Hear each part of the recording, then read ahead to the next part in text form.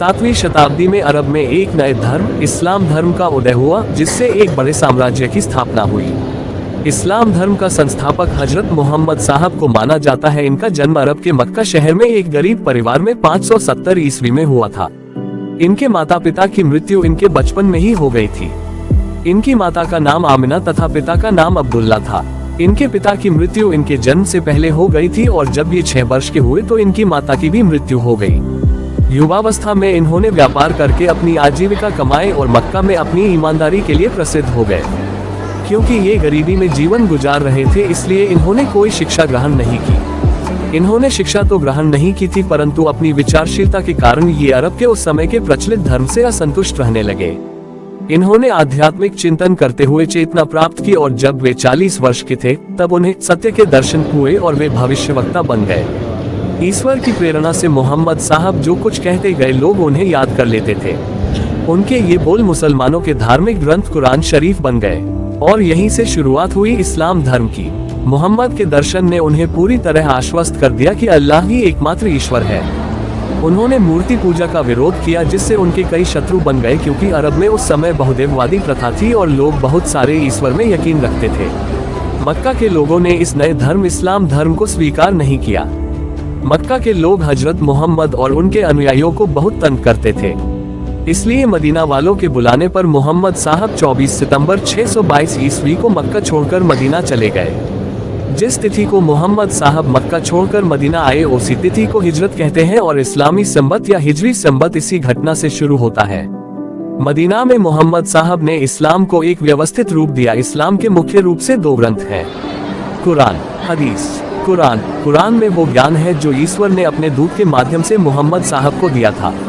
इस्लाम की पवित्र पुस्तक कुरान कई सूरों या अध्यायों में विभाजित है और इसमें मोहम्मद की शिक्षाएं शामिल हैं।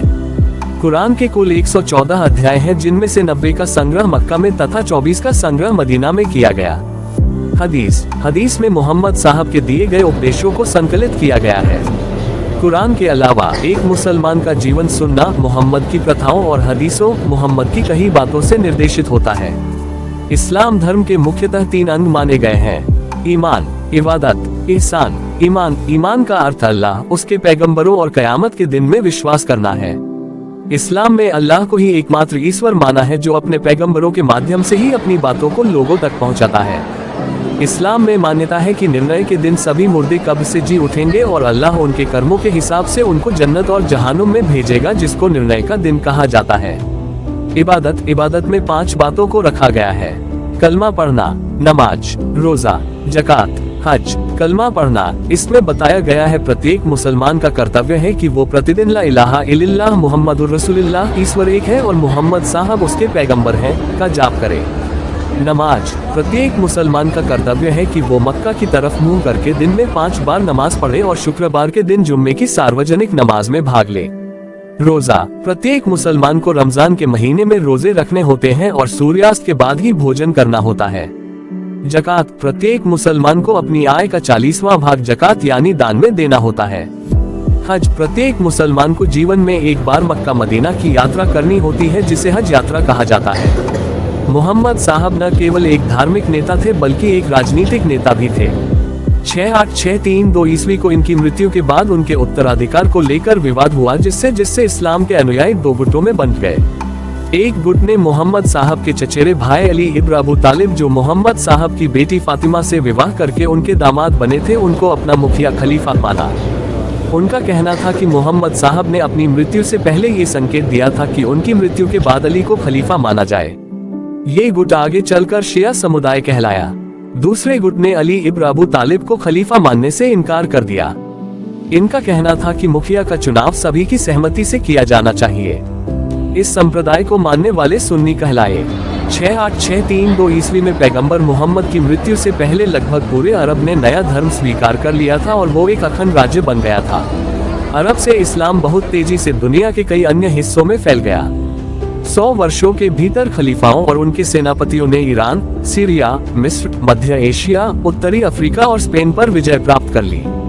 अरब साम्राज्य दुनिया में अब तक देखा गया सबसे बड़ा साम्राज्य था। पहले 3 खलीफाओं ने मदीना शहर से शासन किया, फिर राजधानी कूफा स्थानांतरित कर दी गई।